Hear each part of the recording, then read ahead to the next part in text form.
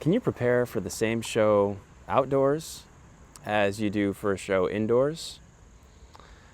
This video, we're going to talk about what the differences are and what you can expect on your next show that is outside, a beautiful day, maybe cover some things that you didn't expect.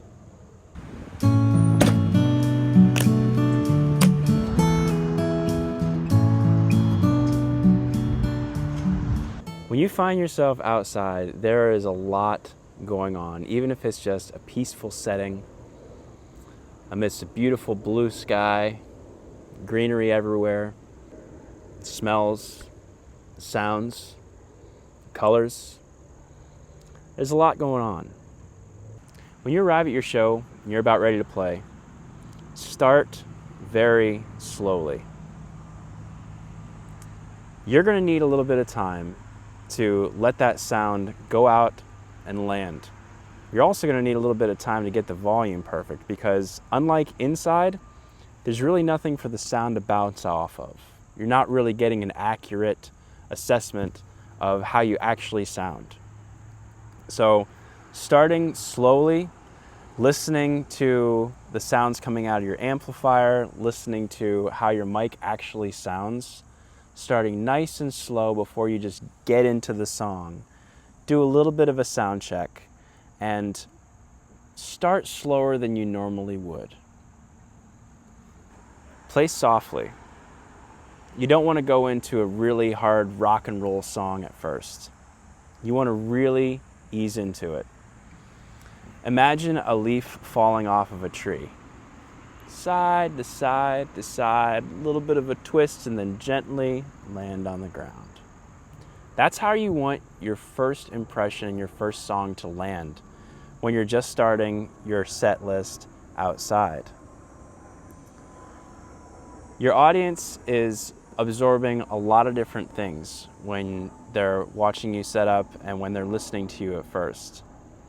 And it pays dividends when you start slowly and play softly because you're really trying to get a gauge on how you sound and trying to get everybody pretty much in the mood to listen to the songs that you're about to play.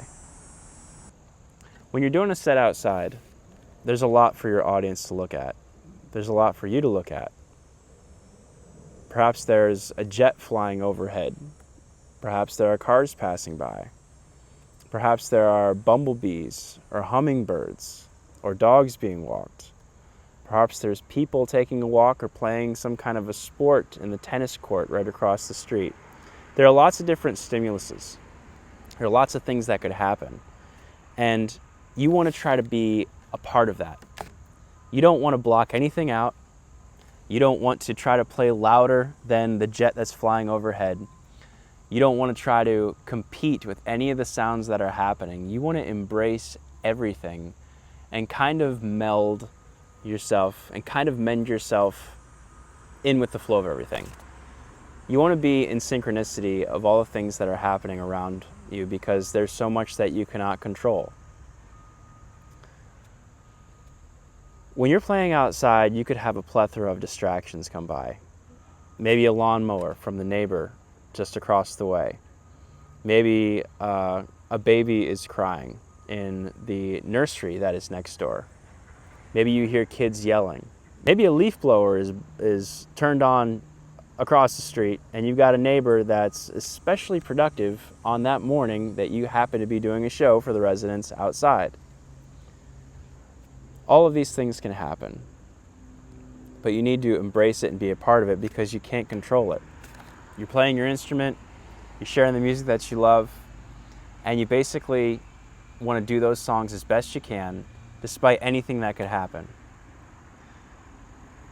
I want to share with you an experience that happened at a show the other day when a resident was sitting in the front row and her cell phone rang and she didn't hear it. It kept ringing, it kept ringing, it kept ringing. Finally, she heard it and she picked it up. And she started talking to that person that was on the other line. Yes, it'll be over soon. No, I can't do that today. Oh, I'll be picking that person up tomorrow. Yes, of course I'll do this and do that. She went on with the whole conversation. When I was first starting out and playing the guitar, I used to think that that was a very rude thing for that person to do. I used to think, man, she should just put the phone on silent and listen to my show. She's here. But I want you to think about when you're at a senior community, your elderly grandmother finally getting that call from her grandson, or getting a call from her doctor, or getting a call from a really close friend that just needed to hear a few kind words. Let this resident speak on the phone. Let her do whatever she's going to do. I typically allow that situation to happen, and instead of continuing to sing, I just play the chords a little bit softer so that she can hear her grandson a little bit better. We don't know what's going on in our audience's lives, and the best gift that they can give us is their gift of attention, but sometimes it's not exclusively us that they're paying attention to. We're doing a show, and we're doing the best that we can, and we have this time to be with them and to share this music that we love. But sometimes our audience is going to get a phone call.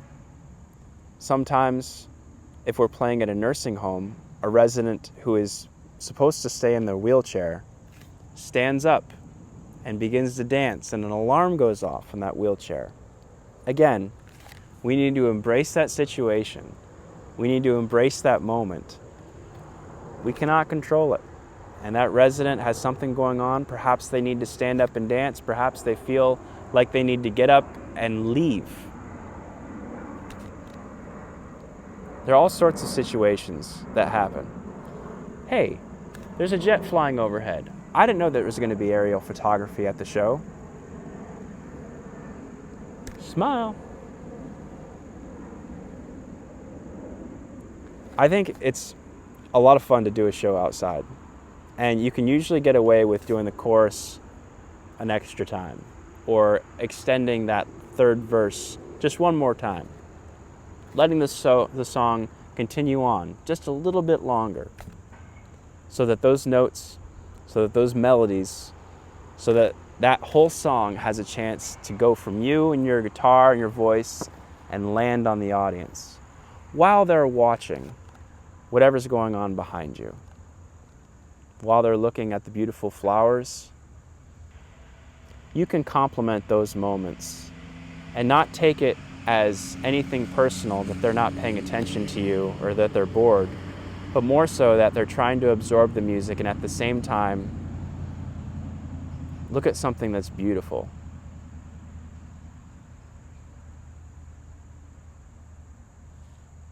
None of this needs to be a distraction. This is all part of the show. I love playing music outside. There's so much more that can inspire you to play the next song.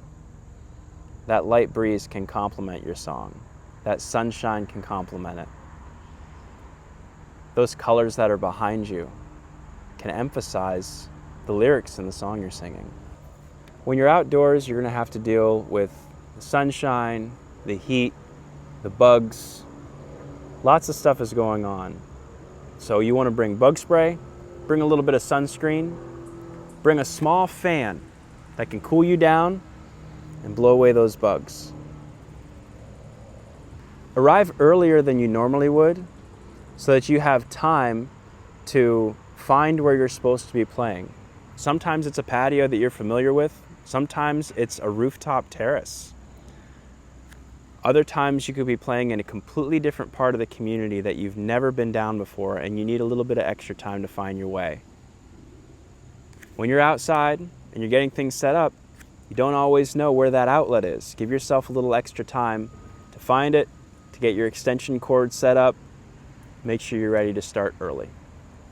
When you're playing outside, embrace everything that can happen. You don't know exactly all of those things that could be emphasized in the song that you're playing. Your residents may not be smiling or singing with you every word, but they're with you. I hope you have an awesome rest of your day.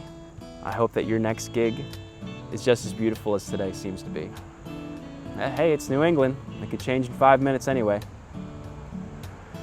Have a great day.